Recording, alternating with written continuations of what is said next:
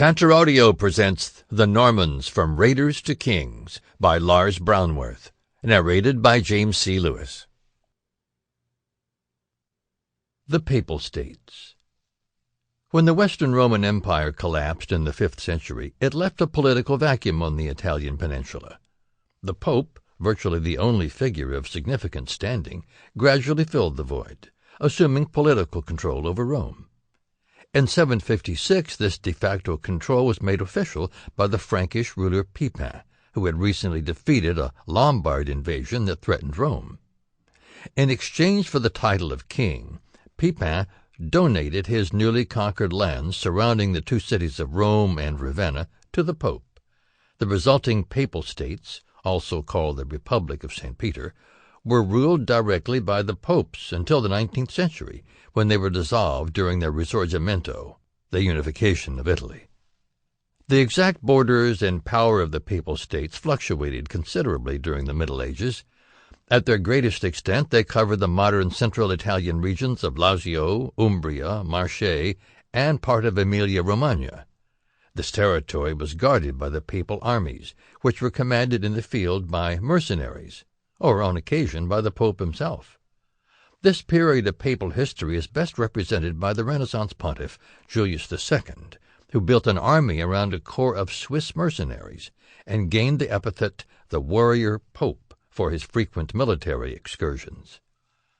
After the unification of Italy in 1871, the Pope's temporal power was restricted to the walls of the Vatican compound, but even that was in doubt. In 1929, an accommodation was reached with the Italian government, which recognized an independent state of Vatican City. It is still protected by Julius's Swiss Guard, a remnant of the time when popes fought temporal as well as spiritual wars. On Romans, Holy Romans, and Byzantines. Clarity about the past is often sought by oversimplifying it. History is broken down into digestible chunks with neat borders and labels which, however useful, can sometimes be misleading. Dates which were hardly noticed at the time become watershed years, and epochs and ages are given names which would have been unrecognizable to those living during them.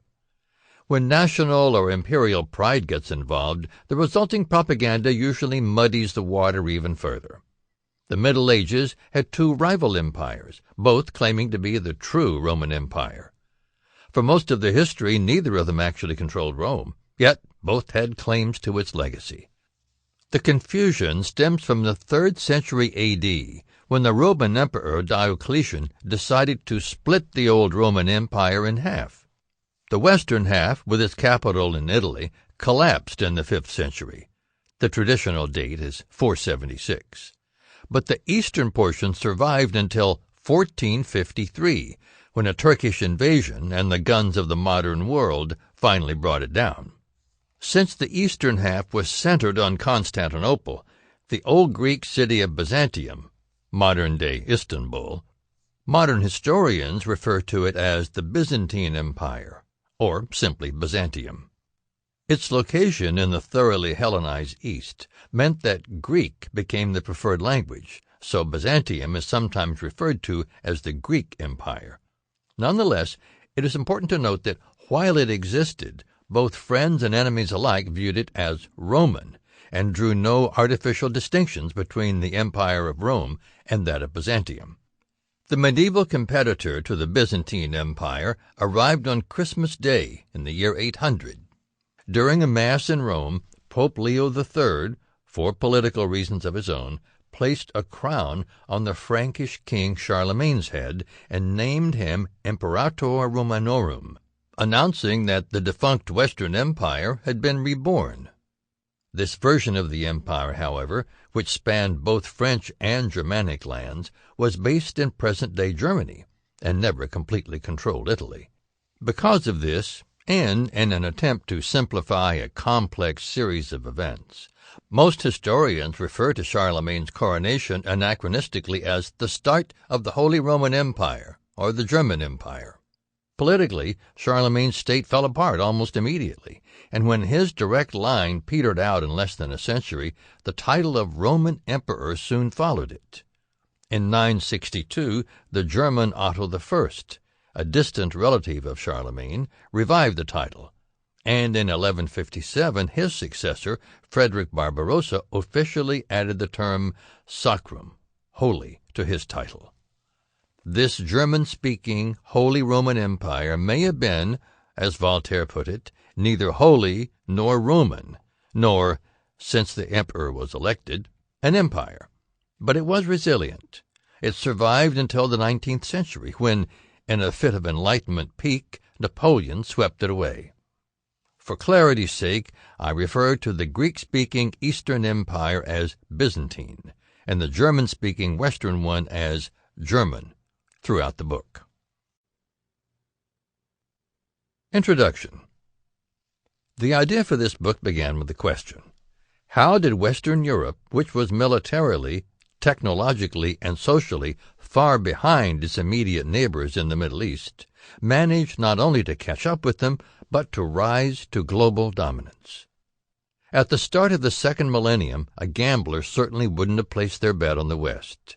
It was much more likely that the sophisticated and sprawling Islamic Caliphate would continue to dominate, or perhaps the cultured, resurgent Byzantine Empire. Europe was a battered shell, crumbling under the hammer blows of invasion and disease, and yet it was a group of Viking descendants, the very ones who were ripping Western Europe apart at the time, that would provide the catalyst for its future greatness. Few events in European history are as remarkable as the sudden rise of those Normans in the latter half of the 11th century.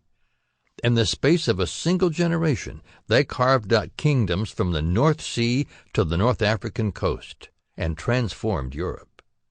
They lived in a world where the old order was passing away, and the clever among them had seemingly unlimited possibilities.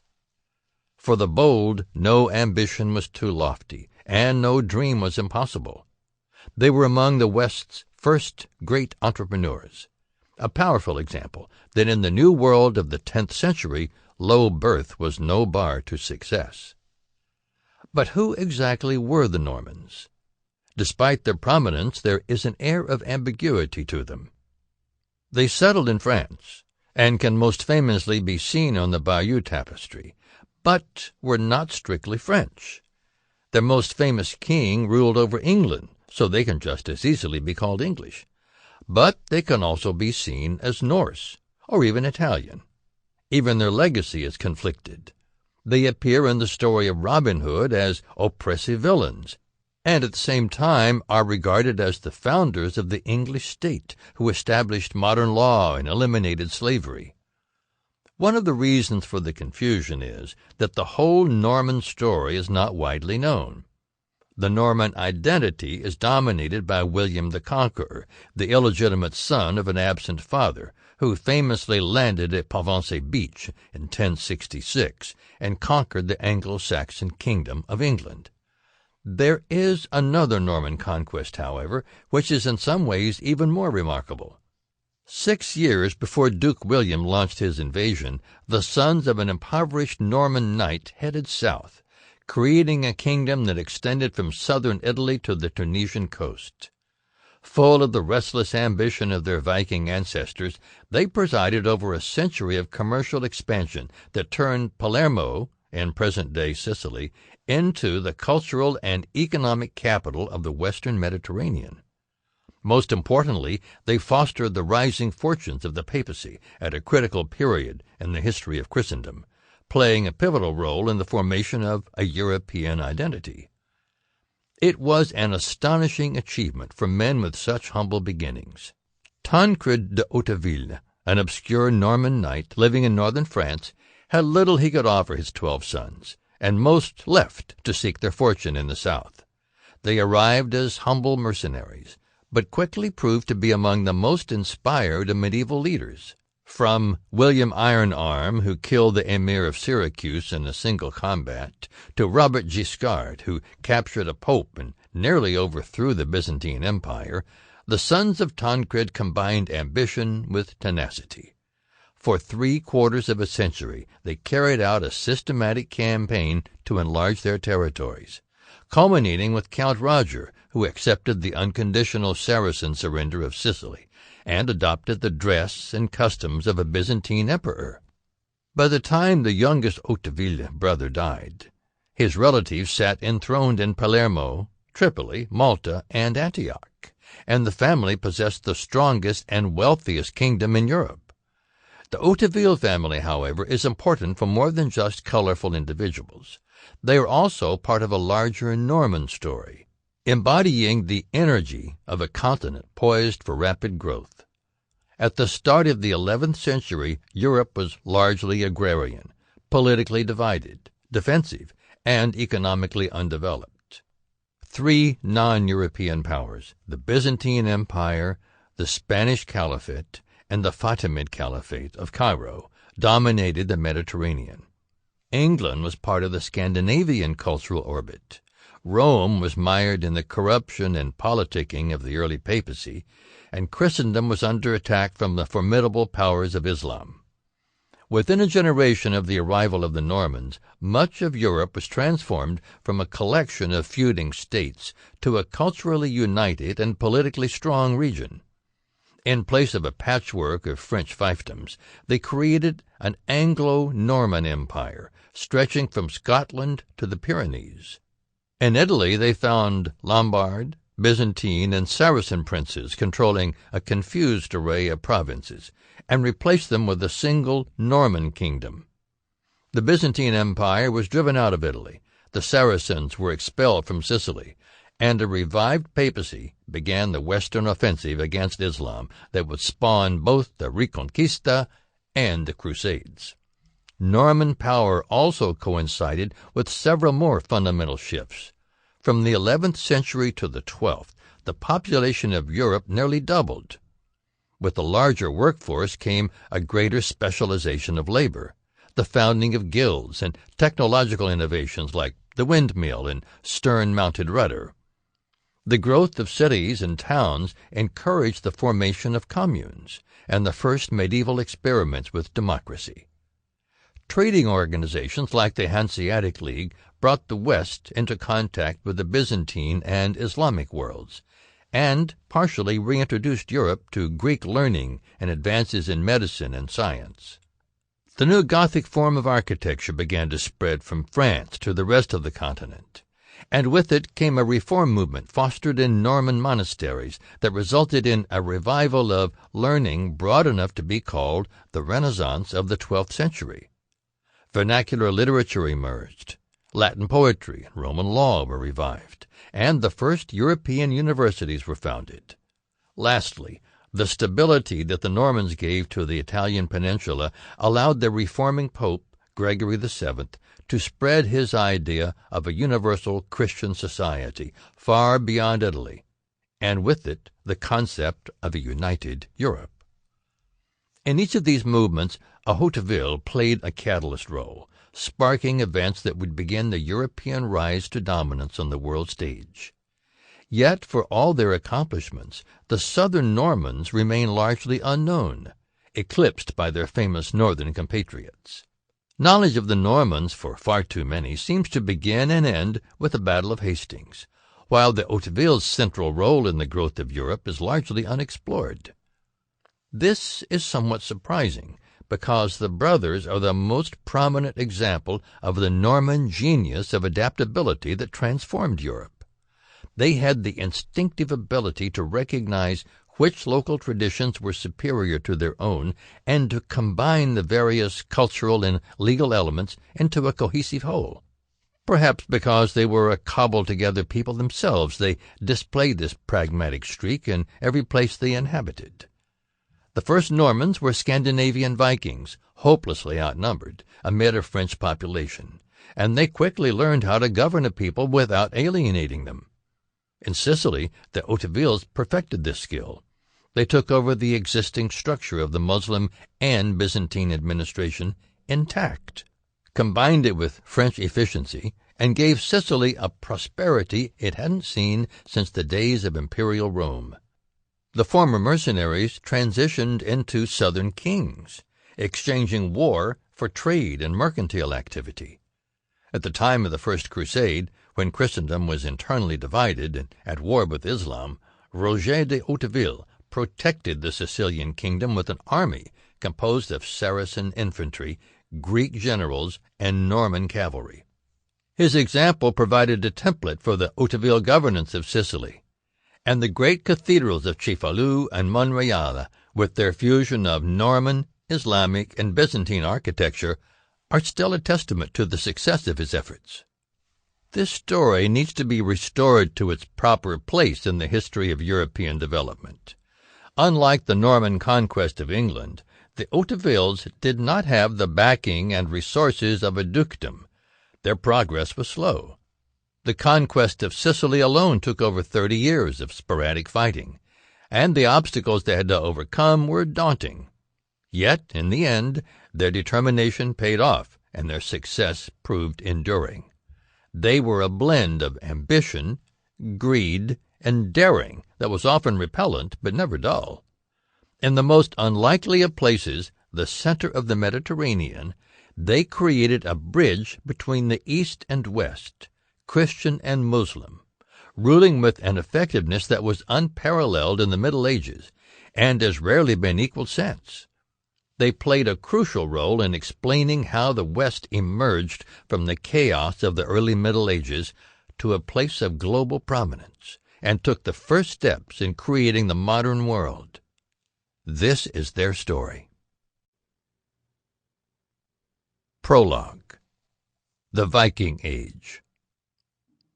Nostra conservando corpora et custodita, de gente ferra Normannica nos libera, quae nostra vastat, Deus regna. Preserve us and ours, O God, from the savage race of Northmen, which lays waste to our realms. Antiphony of Saint Vaast, or Saint Menard, circa 870. In the year 793, the monks of Lindisfarne Priory were interrupted from their evening meditations by an astonishing sight. Fiery dragons appeared in the night sky, wheeling menacingly above the island monastery before vanishing into the darkness. Sheets of lightning followed, spreading out in vast arcs above the priory roof, outlining the building with an unearthly flame. A few weeks later the dragons returned, but this time they were carved into the prows of ships. When they beached, wild men carrying strange rune-colored swords came swarming out, overtaking the monks before they could flee to safety. Neither the old nor the infirm were spared as the cloister was ravaged. Gold and silver plate was seized. Precious vestments were torn from their hangings, and even the ossuaries were smashed open in search of valuables. When there was nothing left to plunder, the invaders loaded everything into their ships and departed as quickly as they had come, leaving behind the corpses scattered, as a cleric later wrote, like so much dung in the streets. It was only a taste of the storm to come. For the better part of the next 2 centuries, the Viking onslaught broke on northern Europe, ripping apart kingdoms and leaving coastal cities almost deserted. The brutal assault made worse by the thoroughly alien nature of these Norse warriors from Scandinavia.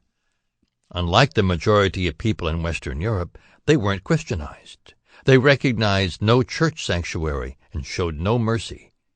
Worshipping their terrible berserker god Odin, the one-eyed raven deity that inspired divine madness, these hulking warriors didn't seem to feel pain and would attack with teeth and nails when their weapons were gone. Clothed in the skins of wolves or bears, they appeared like some bestial scourge from the frozen north. These cunning warriors were no mere brutes, though, and were capable of remarkable sophistication. Thanks to a clever Viking innovation in shipbuilding that eliminated the need for a keel, they could sail up even the shallowest rivers, and it was this mobility that made them truly lethal. Even inland cities, long thought to be safe from seafaring raids, were now in range. There seemed to be no limit to their wanderlust. Sailing to the west, Norse adventurers colonized Iceland, Greenland, and eventually, as is now generally recognized, the New World. In Ireland, they founded the city of Dublin. In Muslim Spain, they seized the city of Seville. In Africa, they raided the Moroccan coast. Cruising up the coast of Italy, they sacked the largest city they could find and returned to Scandinavia, boasting they had conquered Rome. The fact it was actually Luna, center of the Italian marble trade, was beside the point. No city was safe. The Anglo-Saxon kingdom of England was among the first to be buffeted by the storm. Viking raiders overran York, captured London, and butchered at least 2 English kings as a sacrifice to Odin. Other Vikings sailed east and found their way to the Black Sea, where they were daring enough to try an attack on mighty Constantinople. Called the Rus by the Byzantines, these Vikings carved out settlements among the Slavic populations of northeastern Europe and gave their name to the land of Russia. A major target of Viking activity was what today is northern France. The Norsemen were interested in loot, and there was no more tempting target than the Frankish Empire. By the year 800, it looked as if the great Western dream of restarting the Roman Empire had become a reality. The Frankish king, Charlemagne, had hammered together the lands of France, Germany, Switzerland, and northern Italy into a single state, and the Pope had crowned him emperor of this new Roman Empire. Trade flourished, learning was revived, and wealth poured into Frankish treasuries. Charlemagne had built a magnificent palace at his capital of Aachen, dazzled his subjects with a court that seemed to drip with gold, and even toyed with the idea of marrying the Byzantine empress in a bid to unite the lands of the old Roman Empire. At his death in 814, it looked as if the Mediterranean-spanning Pax Romana would dawn again under Frankish leadership. Unfortunately for the Franks, none of Charlemagne's successors ever quite measured up to him, a fact made painfully obvious by the nicknames their depressed subjects gave them. Charlemagne's first son got the best of the lot as Louis the Pious, but it went downhill from there. After Louis came Charles the Bald, Louis the Stammerer, Charles the Fat, Louis the Blind, and so on. Guided by these feeble rulers after the death of Charlemagne, and hopelessly divided, the Frankish lands were both wealthy and weak, a lethal combination which quickly attracted the attention of the predatory Vikings. By the end of the century, the attacks had become so frequent that many coastal towns had to be abandoned, and even Paris was briefly occupied. The helpless Frankish kings, unable to match Viking speed, resorted to a disastrous policy of bribing the invaders to leave. But this only bankrupted the treasury and convinced the Vikings that the Franks were indeed weak. In 880, the ultimate humiliation occurred when Charlemagne's old capital of Aachen fell to the invaders, and its citizens were forced to watch as Viking horses were stabled in the magnificent palace chapel. The Frankish king responded to the crisis, as he did to most others, by sending a massive payment of gold and silver, and the now fabulously wealthy Vikings lumbered off, struggling to carry all their loot. This victory marked a subtle change in the Viking tactics. By now their thoughts had turned from plunder to settlement, and the northern seacoast looked particularly inviting. There was little to fear from the Frankish military. Vikings could besiege even major cities with virtual impunity. The difficulty lay in choosing an appropriate spot at which to settle. The Norse were men of the sea.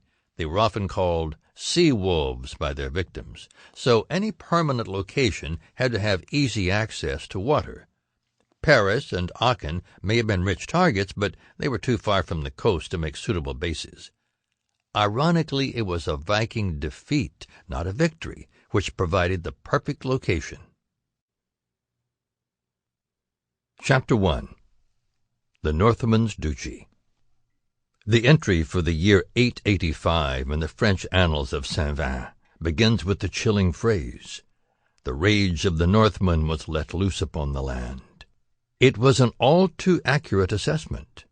As soon as the winter snows had melted, a frenetic series of Viking raids hit the French coast, and continued with a ferocity not seen for half a century. This particular year was especially demoralizing because the Frankish population had believed they had gained the upper hand against the raiders. 4 years earlier, the Franks had met the Norse in a rare pitched battle and slaughtered some 8,000 of them. For several years, the threat of attack had receded, but then in 885, the Norse launched a full-scale invasion. Viking attacks were usually carried out with limited numbers. They were experts in hit-and-run tactics, and small bands ensured maximum flexibility. That November, however, to the horror of the island city, more than 30,000 Viking warriors descended on Paris. From the start, the organization was fluid. According to legend, a Parisian emissary sent to negotiate terms was unable to find anyone in charge. When he asked to see a chieftain, he was told by the amused Norse that, "We are all chieftains." There was a technical leader, traditionally he is known as Siegfried, but not one the Franks would have recognized as king. It was less of an army than a collection of war bands loosely united by a common desire for plunder. The Vikings launched an attack, hoping to catch the French off guard, but several days of intense fighting failed to break through the Parisian defenses. The resulting siege, which lasted for a year, was ultimately unsuccessful, but it gave Europe its first glimpse of the man whose descendants would dominate both ends of the continent, and whose distant relative still sits on the English throne. Known to posterity as Rollo, the Latin version of the Norse Hrolf, he was a minor leader, probably of Norwegian extraction. According to a legend, he was of such enormous size that the poor Viking horses couldn't accommodate him, and this earned him the nickname Rollo the Walker, Hrolf Granger, since he had to go everywhere on foot. Like all the Vikings, Rollo had been drawn to the siege by the very real prospect of making a fortune. 40 years before, the legendary Norse warrior Ragnar Lodbrok had sacked Paris with fewer men, returning home with nearly 6,000 pounds of silver and gold, courtesy of the terrified French king. All of those present had undoubtedly been brought up on stories about Ragnar's exploits, and there may have even been a veteran or two among the gathered warriors. This was their chance to duplicate his exploits. If Rollo distinguished himself at Paris, it was in his determination. When it became apparent that an early victory wasn't possible, many of the Norse began to drift away toward easier targets. By March of the next year, morale among the Vikings was so low that the nominal leader, Siegfried, reduced his demand to 60 pounds of silver, a far cry from Ragnar's 6,000, to lift the siege. However, a rumor that the Frankish Emperor Charles the Fat was on his way with a relief army stiffened the will of the Parisians, and they refused. Siegfried held out another month, and then gave up, leaving Rollo and the other lesser leaders on their own. The Frankish army finally arrived in October, 11 months after the siege began, and scattered what was left of the Vikings. Rollo's men were surrounded to the north of Paris at Montmartre, but Charles the Fat decided to negotiate instead of attack. The province of Burgundy was currently in revolt, and Charles was hardly a successful military commander. In exchange for roughly 600 pounds of silver, Rollo was sent off to plunder the emperor's rebellious vassal. It was an agreement that suited both of them, but for Rollo, the dream of Paris was too strong to resist. In the summer of 911 he returned and made a wild stab for it, hoping smaller numbers would prevail where the great army had failed. Not surprisingly, Paris proved too hard to take, so Rollo decided to try his luck with the more reasonable target of Chartres. The Frankish army had been alerted to the danger, and they marched out to meet the Vikings in open battle. A ferocious struggle ensued, but just when the Vikings were on the point of winning, the gates flew open and the Bishop of Chartres came roaring out, cross in one hand, relic in the other, and the entire population streaming out behind him.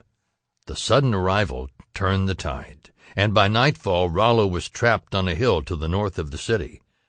The exhausted Franks decided to finish the job the next morning and withdrew. But the crafty Viking was far from beaten. In the middle of the night, he sent a few hand-picked men into the middle of the Frankish camp. and had them blast their war horns as if an attack were underway. The Franks woke up in a panic, some scrambling for their swords, the rest scattering in every direction. In the confusion, the Vikings slipped away. With the dawn, the Frankish courage returned, and they hurried. Sample complete. Ready to continue?